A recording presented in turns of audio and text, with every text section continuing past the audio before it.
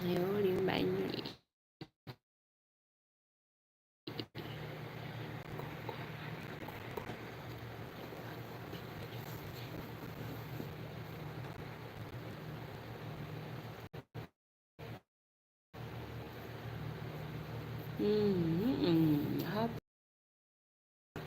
Nora is here home. Happy Eid Mubarak to each and everyone, my friends who are Muslims. Hello, I hope you enjoy it.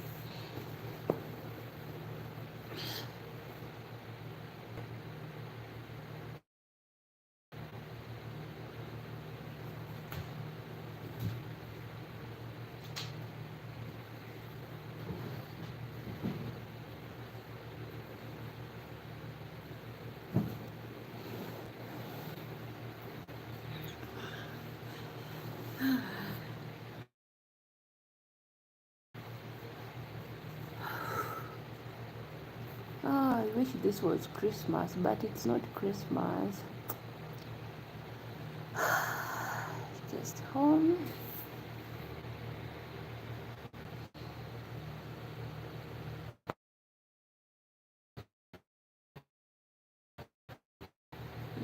Network evacuation. Say good. Great. And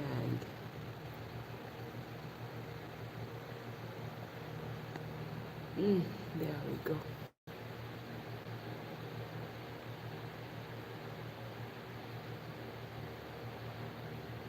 So most of people are celebrating. Oh, we're at home. We're at home. We were not invited for Eid, so we decided to stay home and enjoy our day off like this in bed. Hi, how are you? Eid Mubarak. I hope you're enjoying your Eid with family and friends as we here in our room, not going anywhere. But all I can say is that I thank God for the gift of life. Sometimes we shouldn't complain a lot, but every day that you're breathing, you're okay, you're in a good health, your family are all in good health. Whether you've eaten nice food, whether you've eaten a KFC, whether you've eaten meat, whether you did not receive anything, still, Eid Mubarak sis. Hi, Sabira. I hope you're doing great. Sabira, India, how are you? So me, I'm just grateful. Don't forget to like and share and subscribe to my YouTube channel. If you're new here, you're most welcome. I wish you all a happy Eid, and I hope everyone is doing great in this day. Hi.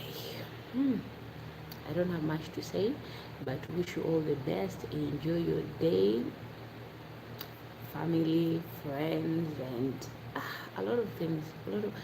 We still have it until Monday. Yeah, that's all celebration. People will celebrate tomorrow. So tomorrow, I think that's when I'll put on my nice clothes. But today, I was home alone.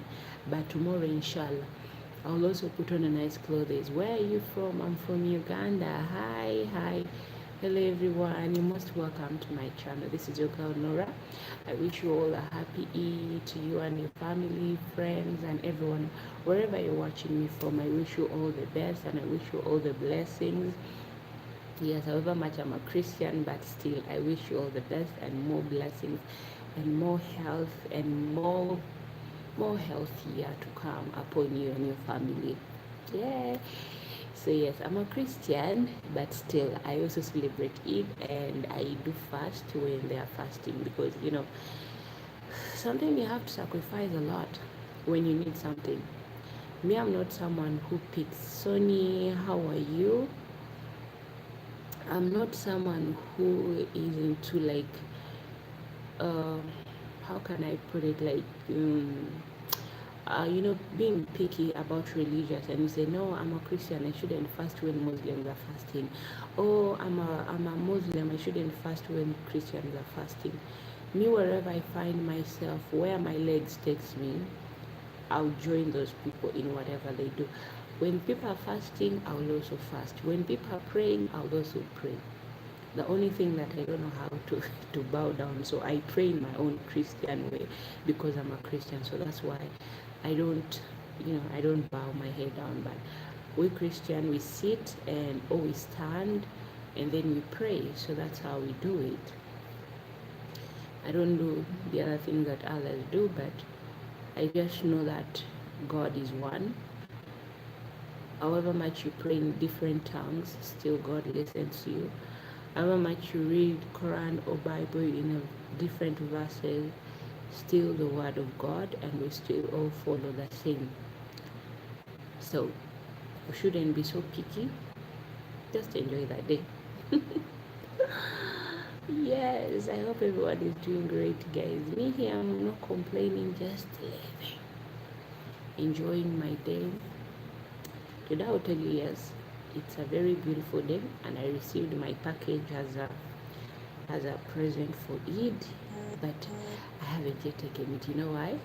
Because they did not give it to me. I found it downstairs, but I'm that person that was raised in a beautiful home. What was not given to you, however much it's there on your way, don't take it. Wait until someone tells you this belongs to you. Someone might put it there, but it doesn't belong to you. So I was that kind of person, like, you know what? I know it belongs to me, but let me leave it there because it was not given to me. So I'll wait until they come back and then say, Nora, this is your present. And I'll say, mashallah, thank you.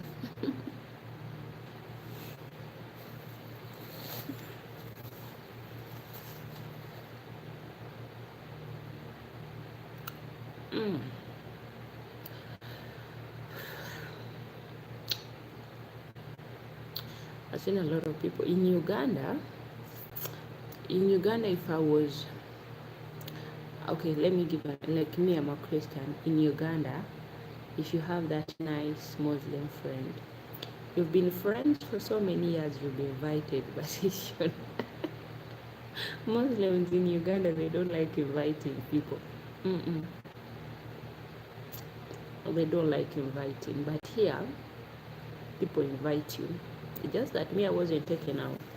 I was so busy today, but I think tomorrow. Today I was so busy. Had a lot of clothes to wash, cleaning the house, arranging everywhere. So that's why I didn't go in. I decided to stay home.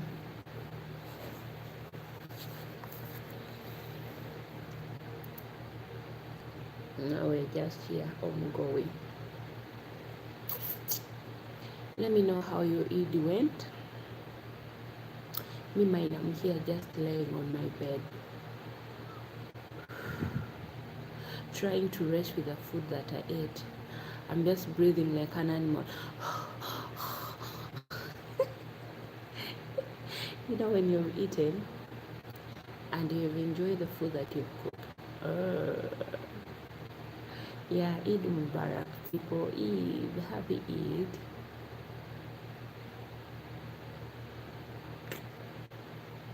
Sanctuary. Someone may be saying, yeah, I've learned Nora, but you Nora? Yes, she's a Christian.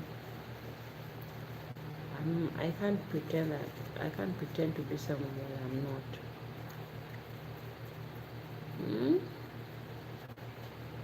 Abooluganda mujje tulye Eid Allah.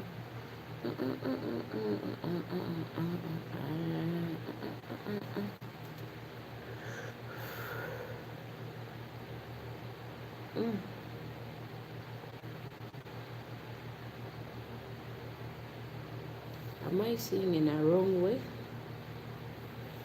Hello, please kindly like and share. Click on the three dots. If not on the three dot, if it's not showing the three dot, go to that side where there is a thumbs up and like, share, and don't forget to subscribe to my YouTube channel. If you're new here, you're most welcome.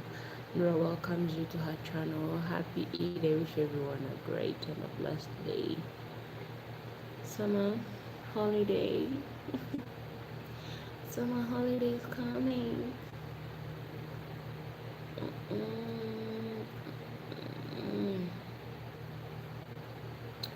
We are here, not saying a word. Tuli wano tukiringira waka.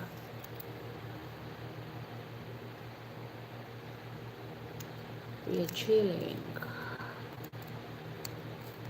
Like any other people are chilling. Back in the days, when we were young, we didn't know much about people enjoying. Like, we thought if it's a big day, everyone has to put on nice clothes. Hi, how are you? From, I think this flag is from Bangladesh. How are you? So we could cry, and our mom would tell us, no, it's not our day yet. It's not our day yet. So please calm down.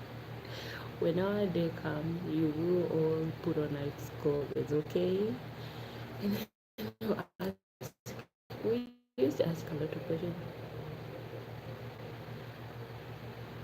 And then we ask our mom, but why? So we had neighbors who are Muslims. For them, they dress up. As I told you, in Uganda, people don't like inviting.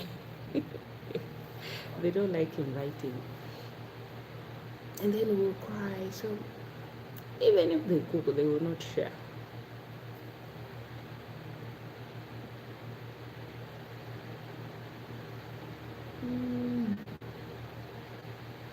They will not share anything with you. So one time, we just sat there, and our day was okay. I remember we telling our neighbors' kids, we were like, you guys never invited us, so why should we invite you on our Christmas day? You know, when you're kids, you don't know much, so we were just reminding them what we had from our parents. We were like, you guys, when it's your day, you don't invite us. But if it's our day, you want us to invite you. When we have cooked nice food, you want us to invite you, right? Our parents told us that when it's our day, it will be our day. So your day is finished. Today is our day. Let us also enjoy our day. So your days, wait for your days to come, while we also enjoy our day. Next time, learn to invite people in days.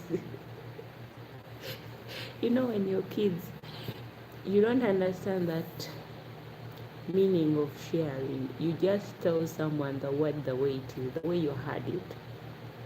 That's how you bring it out. You don't even have the weight of hiding it. You just tell the person openly that, hey, last time you never invited me, so why should I invite you? You know, stay off. Lay low, please. Don't come rushing. You're like, but moi.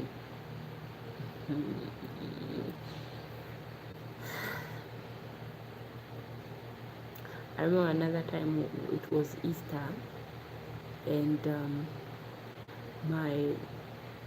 my mom hadn't yet received her salary when Easter reached.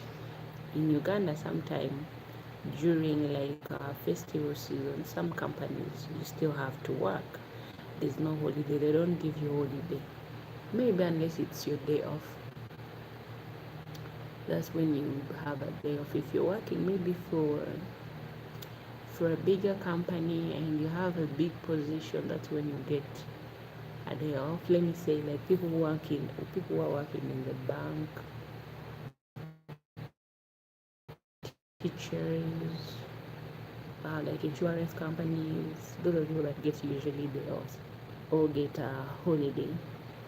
But companies where you find people working, like plastic company, dairy company, shoe company, sometimes when you're just an employee, you don't usually get a day off. Those companies, we don't usually give people a holiday. You work. There's no holiday. The days that you decided to take off, your salary will be reducted. God have mercy on us. When you're looking for money, there's a lot of things that you endure. So I thank God for so many things that in our youth days nowadays we work when we are young, so that in the future we don't have to suffer the same way our parents suffered. In our age nowadays, you find a teenager, like let me say a youth, someone in their 20s, 30s, they are owning something like a property. But back then, someone in 20s is still just, his parents are trying to look for a way of getting married.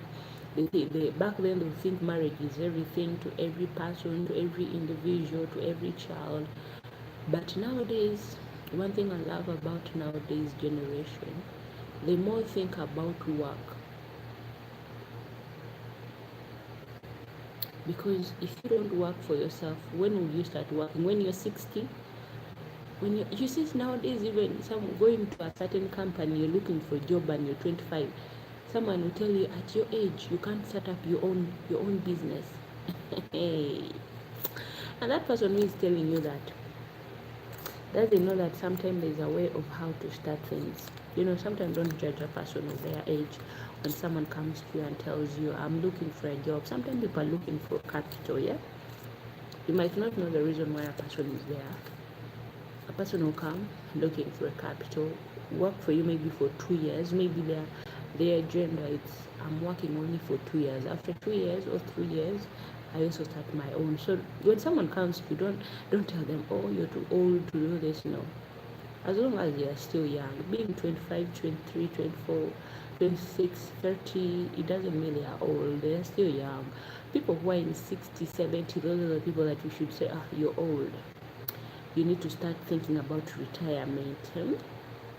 At your age, you should be having a home of your own instead of renting. There are people who are still in their 70s, but they are still renting. They don't even own a property, and they are their names. So if you're owning a property in this generation of Gen Z, I think you should be grateful, more grateful, because the Gen Z, they are more active. They don't think like back in the days where someone would think that, oh, I'll sit home and I'll get married. My husband will be the one to do everything for me. I come from a rich family. I will inherit this from my family. Nowadays, most of people don't want to go through family issues. Those things of inheriting, it has a lot of drama. When it comes in Africa, maybe not only in Africa, people have a lot of drama. People fight.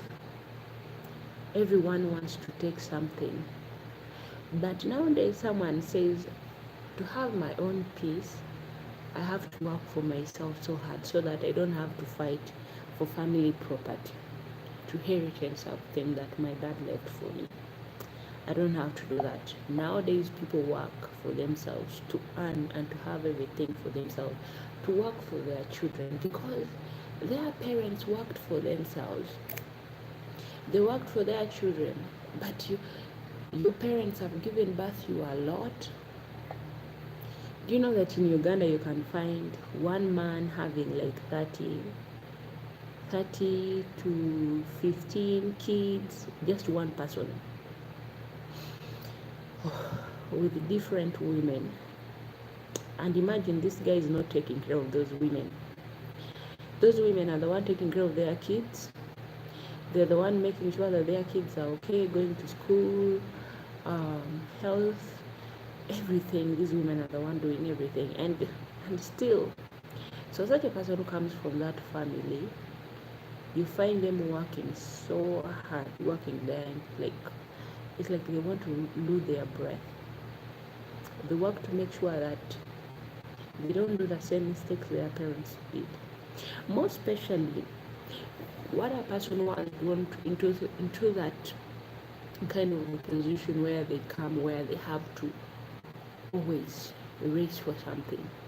Your dad has a lot of kids. He does not even know how to take care of them. Some of them did not even go to school. You find that person growing up and telling themselves that, this is not what I want to do for myself.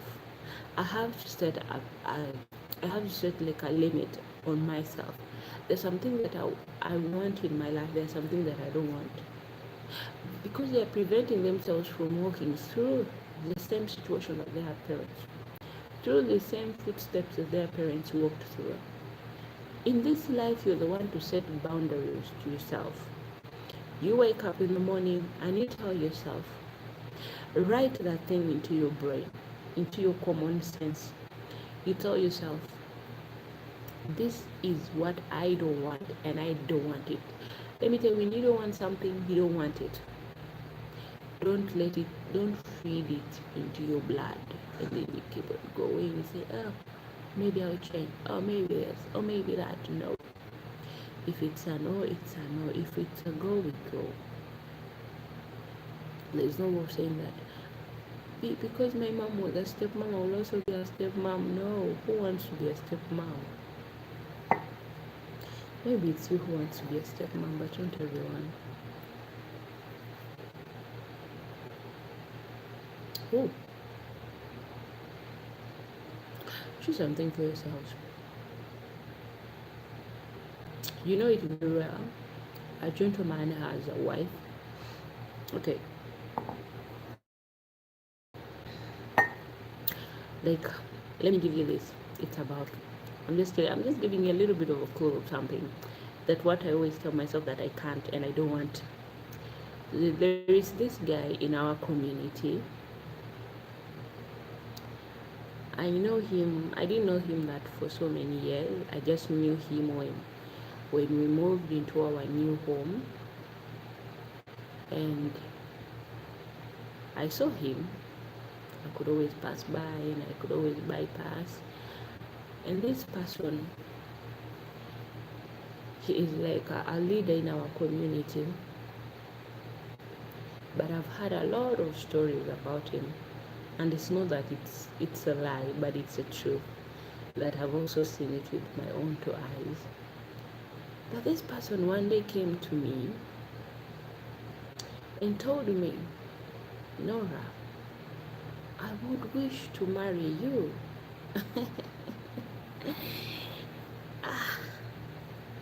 I looked at this person and I told this person that if you really look at me, do I look like a person who wants to be married to a player? He was like, me to be a player? No. Imagine someone telling you a year, it's not even a year, but months has passed. Oh, this is the woman I want to marry. This is the woman I'll do everything for. That same person is coming to you and telling you that I love you. Is that not a womanizer? I told him, you know what? Don't even try it. Don't even try it. don't. That's when I told him I have a husband in the city. I always come here in the village to visit my mom. So just know me by coming here. I have someone. That's the only way I have to get rid of this person. By lying, I have to tell this person that I'm a married woman in the city, but I come to visit my mom by myself because my husband does not like moving around. Thank God. Sometimes you have to make up a lie to chase some people out of your life. I told myself, when I went back home, I told my girlfriend about it. I was like, hey, G, do you know that this guy, this guy is a player. Even my mom knows this cat. This guy is someone who plays even around with cats and dogs and lizards, everything in the community. And then he comes and tells me that he's interested in me. My friend told me I need to see this person. We always have to do the thing. Me and my G, we did something. Went, and then I had to tell my G, my G and I were talking about someone. We don't just do like that one. No, we're like, if I do this, that that the person next to me. If I do this, that the person using eyes. So I don't know. My friend was like, my friend judged. So that's what I say, that you have to put a limit on some things. I was just giving you an example. You have to say no to some things. There's some people that if you see them, they are good looking, but if you see them, they are cause of your trouble in the future. They are the cause of your problem in the future. May God forgive me for judging sometime, but I know it's not good to judge. But sometimes for your own good, for your own sake, you really need to judge. Because if you don't judge, you find yourself becoming a stepmother of 10 to 6 children at your young age. So when a man tells you, I'm interested in you, and you know him, he has been having children in different women, say no. Because do you think you'll be loved? If he hasn't settled with all those people that he has been having kids with, do you think he will settle with you? So before you do something, ask yourself a question, am I doing the right thing? So that's why when I say that, make a list, write it into your brain. These are the kind of things that I don't want. I don't want what my parents went through. I don't want what my mother went through. My mother was made a single mom. I felt her pain. You see, a woman coming back home every night, she has to work for 2 shifts just to earn. Back then, in the early 2000, you find a big company, it's paying each an employee a day, and you're working in Uganda. You work for 12 hours, 12 good hours, and you know how much you're working for just one day. You're working for 1,500. I don't know maybe how much that is in dollars or in euros, but that's very less. It cannot even buy. Nowadays, that 1,500 Ugandan shilling, I don't think it can even, that's like a few transports. It cannot even take you where you're going. That's like buying a breakfast. One bread like this, one roll, it's not even a bread like sliced, no. A roll, one like this, 1,000.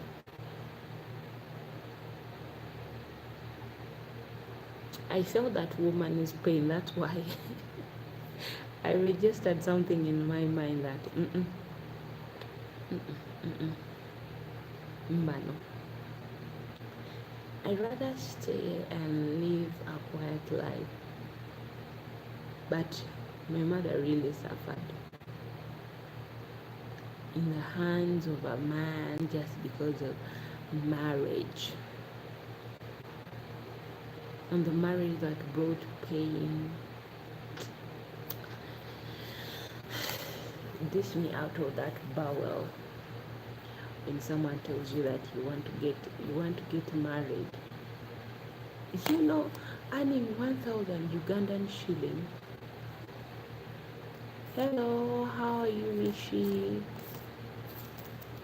I hope you're doing great. Happy Eid. Earning 1,500 Ugandan shilling. It's a very little money that you cannot say that you can take care of kids, 6 children, and that money, and then you have to pay a house rent, you have to buy food. It's a very little money. Mishi, how are you? I hope you're doing fine. How's your health now? Because recently when I last time saw you, you were sick. I hope now you're feeling a bit much better. You find yourself, sometimes you have to limit some things and tell yourself, this is what I want and this is what I don't want.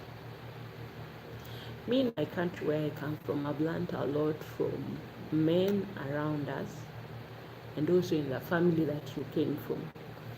It teaches you a lot. Not to do the same mistake like your parents did. Not to walk through the same footsteps that they walked through. Hi, how are you? I hope you're fine. How's your health now? Due to all those things, you learn. I know some people don't learn, to be honest. Some people don't learn.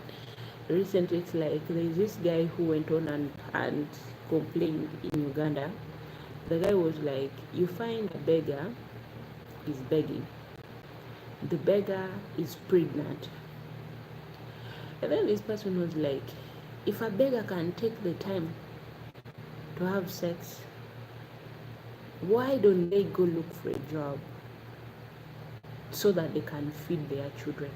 Do you think that you should always enjoy yourselves and then later on you come on the street because your mind tells you, okay, let's make babies, but we'll go on the street to beg, people will feed our children? Stop having that mentality. People also have their own problems. So this guy was like, what he was trying to say, it was like, people, instead of wasting your time impregnating yourselves all the time and putting all your effort thinking that we people who are always giving you money on the street, we don't have we have our problems. So stop burdening us with your problems. Instead of doing us problems, you go and work. But he was right. You find a beggar is pregnant, give that beggar like 2 to 3 years, you find her again pregnant, breastfeeding, at the same time she's pregnant, she's on the street begging. And then you ask yourself, am I the stupid one or am I the one with no brain?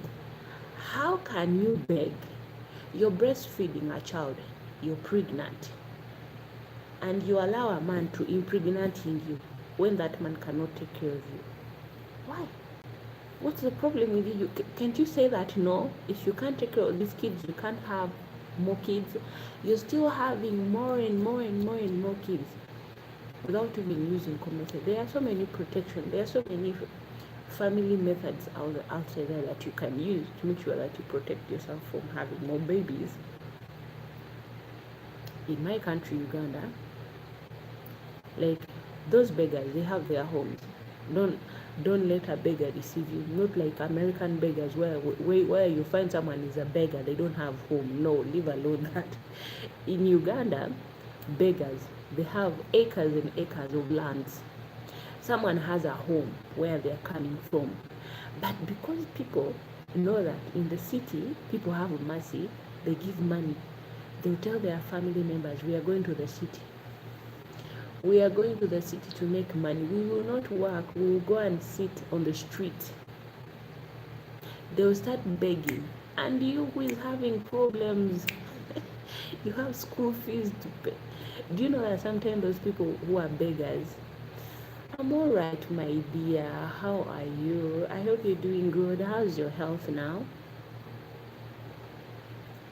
Last time when I saw you were very, very sick. I hope now you're okay. You're feeling a bit better. Take care of yourself, okay? Take care of your health and the little ones around you. You should always, you find people, they have nothing to lose. You see those beggars, they have nothing to lose.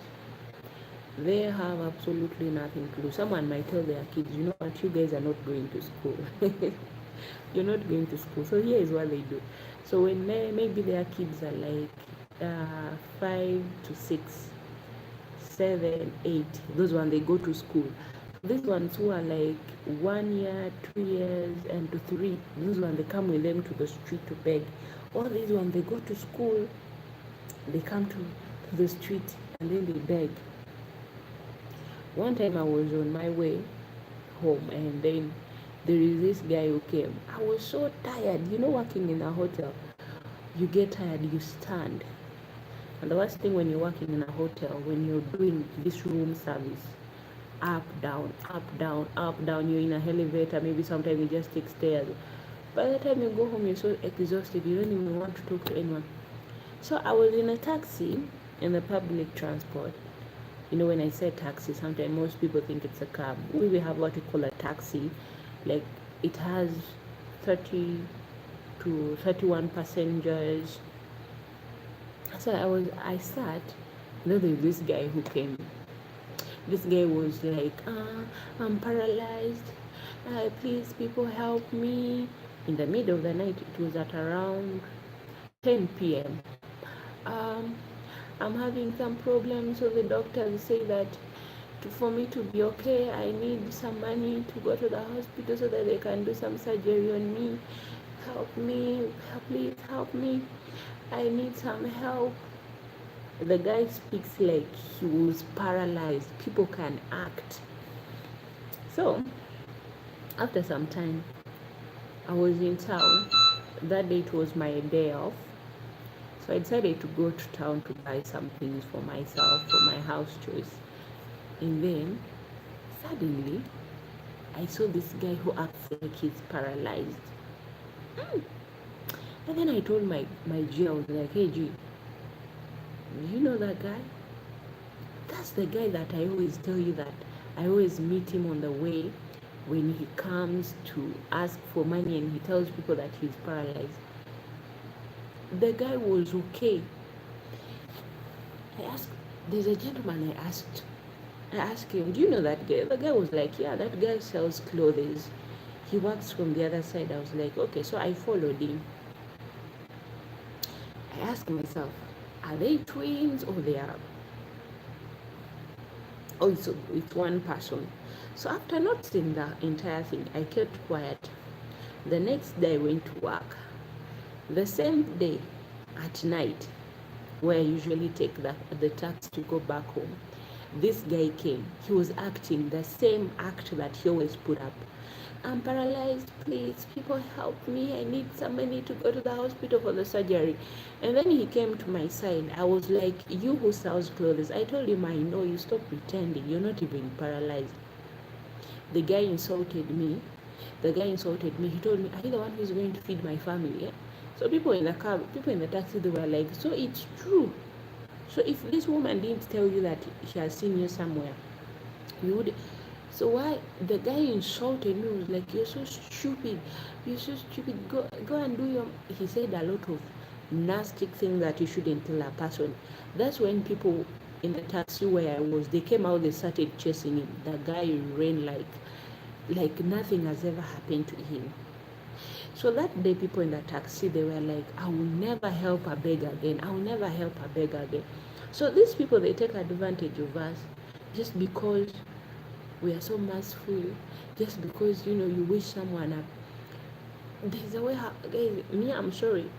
I rather get my money and do something. I don't usually give it to the beggar. I take my money to the hospital. You see, when you go to the hospital, there are those people who I need. They don't have maybe food. Someone does not have pamper. Someone does not have enough sheets. Someone does not have mother kit. Someone does not have baby clothes. Someone does not have powder. Why don't you get that money? Go to the hospital. Donate those things to those people instead of giving something to those people on the street. Me, that's where my money goes. My money goes to the hospital to help those who are in the hospital. Because they are the people that makes me feel touchy.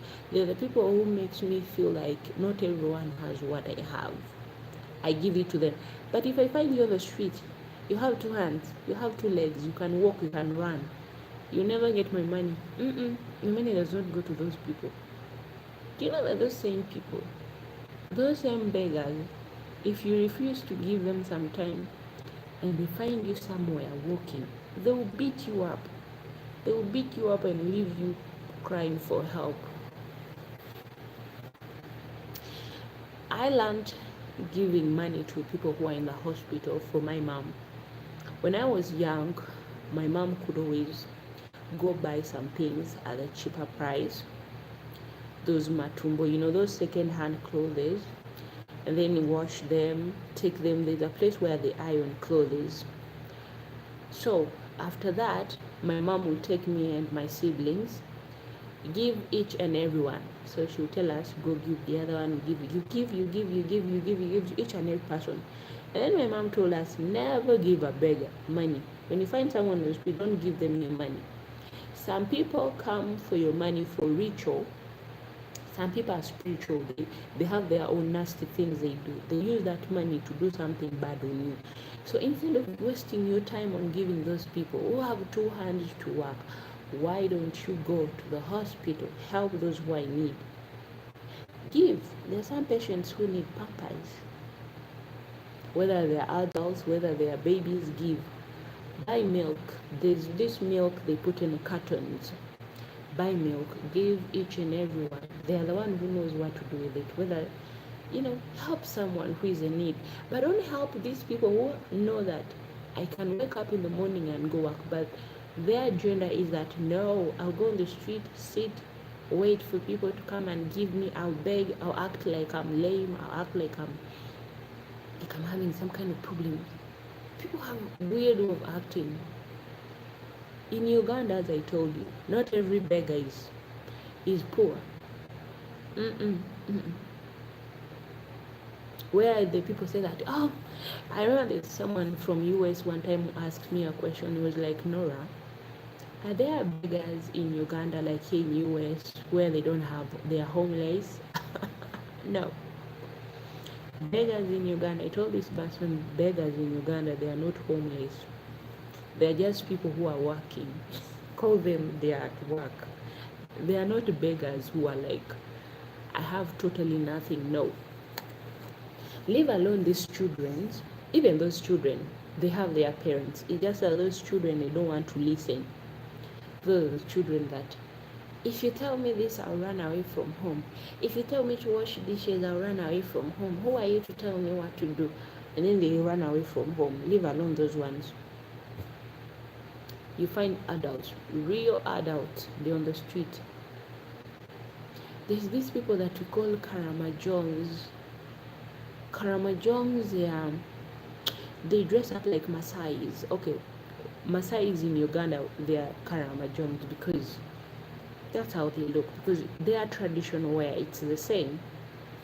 Because Karamajongs are neighbors with those Maasais. So those people, they live, they are cattle. Imagine someone living their farm. They even have employees on their farm. They come to the city and then they beg. And then here you think you're giving someone who is poor. It's you who is poor. They're even pitying you because you don't even have a land, but they know where they are coming. They have a land. Someone owns acres that you don't even own. Someone owns 50 to 60 cows. You don't even own any in your name.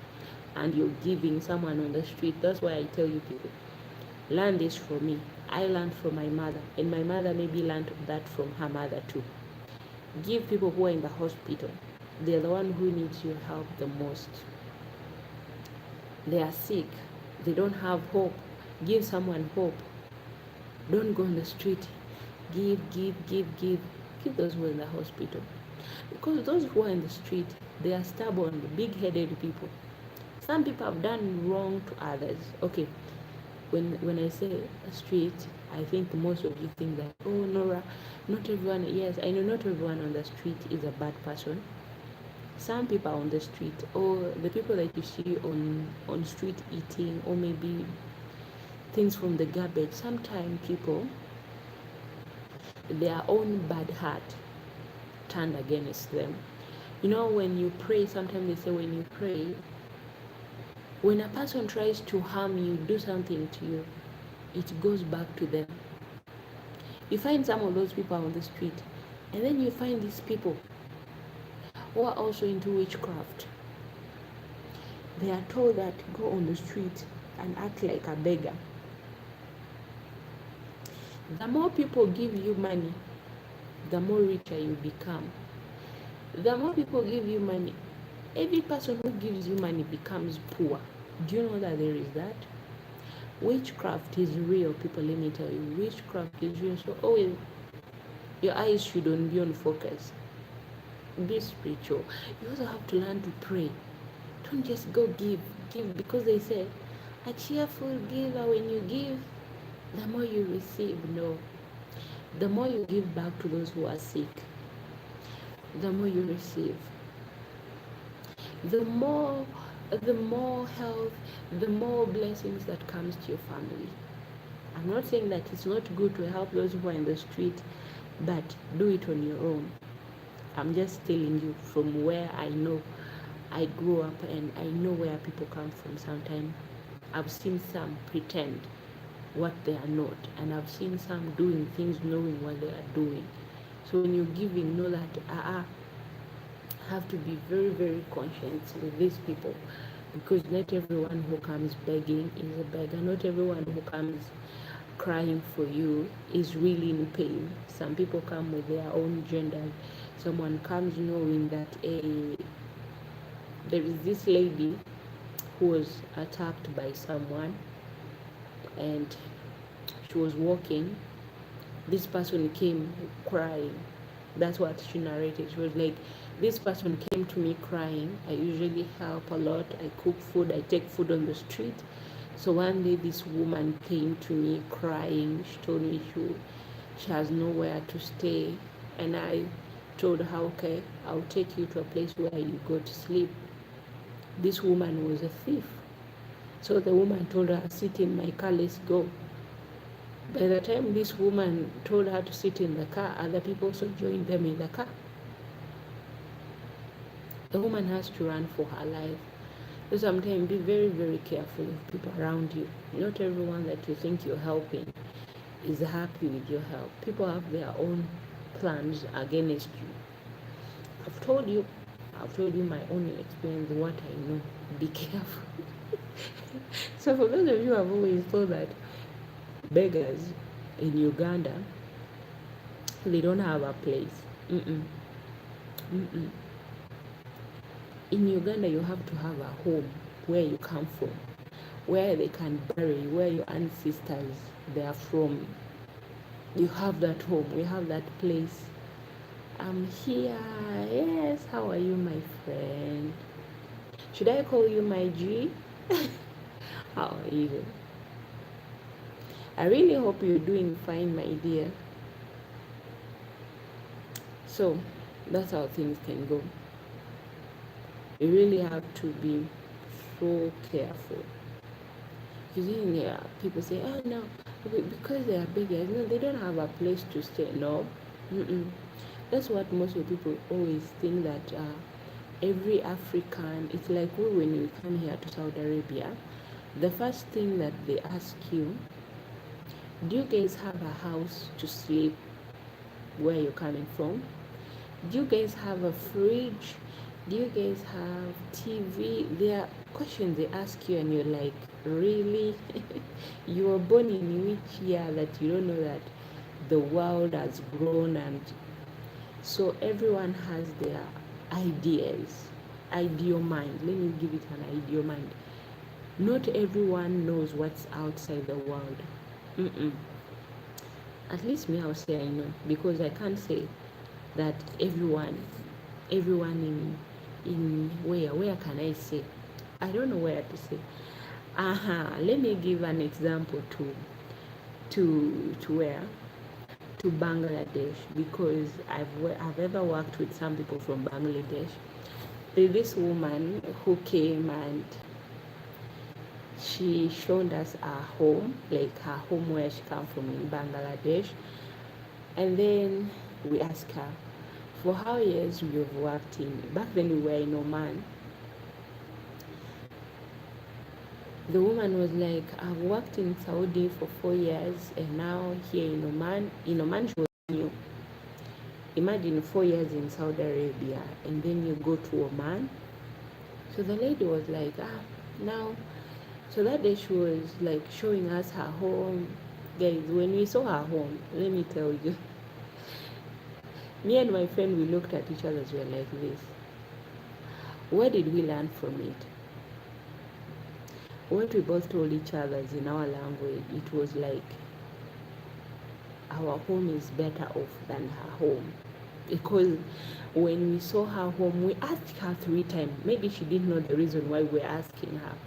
We're like, Lakshmi, are you telling us the truth? This is your home? She was like, yes. You've been working for 4 years. Where is the money for 4 years? She told us, my husband is a farmer back home. I have to pay for my daughter's dowry to get married. I have to buy a motorcycle for my son-in-law. We're like, geez. To be honest, That day I felt sorry for the lady, and then we told her, so when are you going back home? She was like, I still have to work, but I don't know when I'll go home. Then, if I look at our house, our first house that my mother had, it was a one house and a sitting room. We could sleep in the sitting room, and our mom would sleep in the bedroom, but it was a big house. But when I looked at this lady's house from Bangladesh, I was like, wow, wow. So that gave us the idea. We're like, so this is where people say that Africa is poor. Like, Africa is very, very poor. You know those geography people, the documentary people, they go, they take pictures of people deep, deep, deep, deep in the valley, in the village. But deep in the village, leave alone the photos that deep in the village, where you see children are naked, children with big stomachs, and then they post, Africa is very poor, Africa does not have food. You see those photos and you're like, really, really, really, to be honest, there is no country in this world that does not have poor people. To me, that's what I've realized. At least I know that. Because when someone asks you that, do you guys have this and this and this and this and this? So do I sleep on top of the tree? Do I sleep in a cave? No, I sleep in a house. But someone has this mental, you people, you're very poor. I remember one day, someone was buying me tuna, those packed meats, the stuff's meat in the cans. The only thing I told her was like, no. The foods in the can at home, we don't eat them. To be honest, my mom does not eat those foods in the can because my mom was working in the military. So those canned food, she does not even want to smell them, because in the military, when you go to a certain camp, maybe they have sent you to do some charities in certain places where there is war. Those are the kind of food that you eat. So my mom got tired of those food. So this person was like, take to your parents this food and they will love it. I told her no. My mother does not eat that. Even me, I don't like it. To be honest, I don't like canned food. The only canned food I eat here in Saudi Arabia, it's beans. You know those red kidney beans? Because I know it's hard to cook them here. It takes time, it takes gas, and it's the only food I can eat. But you can't tell me to eat meat that it's in a can. Yet I can go to the shop and buy the meat, and I cook something not that has stayed in a can for maybe a year, 2 years, just because it has some chemicals in it that keeps it fresh. No, that's not healthy food for me. And then you find someone say, Africans, you're so poor. We will not say no. Not everyone sleeps in a flat house. Not everyone. When you're saying poor, differentiate between poor and the poorest and the homeless. A poor person, maybe we should say a poor person, that person who has a house, but not everything. They don't have money to, but they have a shelter. But in reality, where God says that everyone is equal, a person who have a place to sleep, that person is not poor. You shouldn't call that person poor. Why? That person has a place to sleep. That person has a place to grow their own food to eat. That person has the more facilities than you. That person have more. It's just that some people don't know how to use their brain to do something that can help them to bring money around them. But a person who is poor, that's a person, maybe someone on the street, yeah. Street people, I've seen in some places in America, like, there are some Ugandans there in America who show really, they are like, okay, if these people are saying that we are poor, let also show them that we know the places where there are homeless people stay. People who don't even have a place. As a person is staying like in a tiny place, and eh, someone is staying in a box. Someone is staying in a place that even you cannot even stay in that place. And then this person calling you guys you're poor. We are poor because our leaders who are leading us, they are the one with poor capacity. Let me say that, yeah. Because they think of themselves only, they don't care about people. They only think about them. But if there were people who, good leaders, who lead the community with helping around, not only thinking about themselves, it would have been a better place for each and everyone. Everyone would have been like having better jobs, working for like 2 to 3 hours, not working 12 hours. In Uganda, you work for 12 hours and you're earning very little money. And in that little money you're earning, you're even paying tax. And then you find these people who say that Africans are poor. Every time you say that people are poor, first go and do research. Don't go to the deepest places where you don't go. First, reach in the city. Those are places you first reach. Read the environment. Study the environment very well. Once you're done studying the environment very well, the next thing you need to do, go to the village, what other people call that countryside. Go to the countryside. See how the people live in the countryside. When you're from the countryside, go to the forest. Yes, we have forest. Go in those forests. if you have enough energy, you can sleep there. Check the animals. Yeah, you can, because you're doing documentary, you're trying to look. If you find anyone sleeping in those trees, then you can go out there to the world and say, yes, the world, we are here to give you the fine result that we have got from Africa. So, because here in Emirati, people think that Africans, we sleep in trees, like we don't have houses. And then I ask myself, okay, if we don't have a house, how did I board a plane to come here? Did I use an ostrich? The funniest thing that people will always ask you, how did you come here?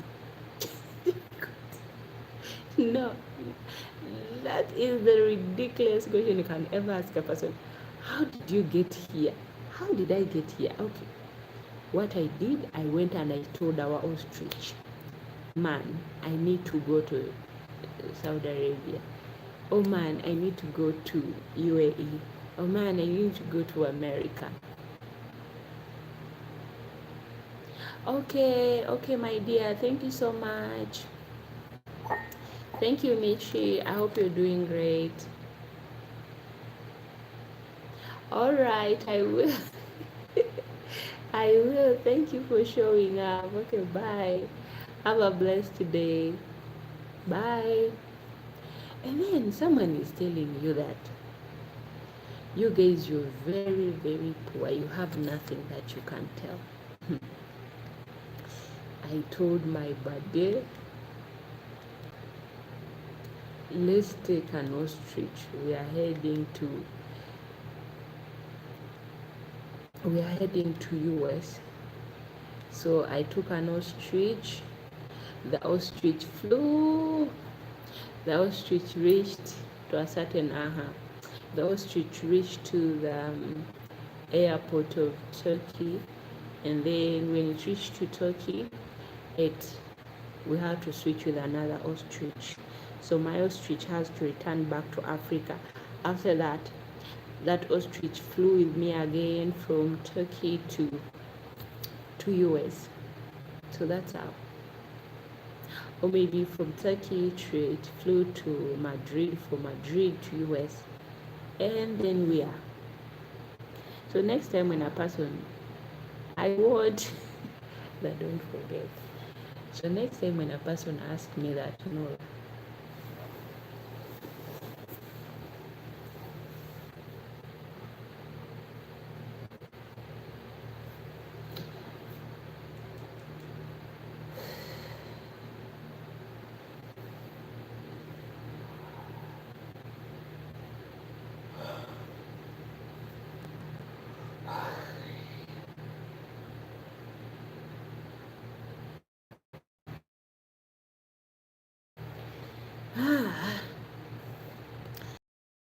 Next time when a person asks me that, Nora,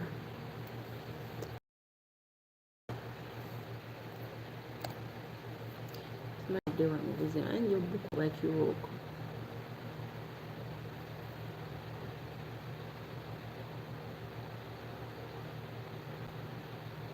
Nah, to vehicle. No one wants to know about him. So the next time a person asks me those kind of questions that, Nora, how did you get here? How I don't know how to respond, whether I should respond in a nice way or in a bad way, but don't ever ask me that question that, Nora, how did do you guys even have a smartphone? You see me holding a smartphone, it's old, it does not have any crack on it. Yes, because my phone does not have any cracks on it. And then you're asking me that, oh, Nora, how did you get here? No, I used a broom as a witch. I flew to your country. Someone is asking you a question that, Nora, how? Mm-mm. That's not a good thing. That's not a good thing, guys. It's not good.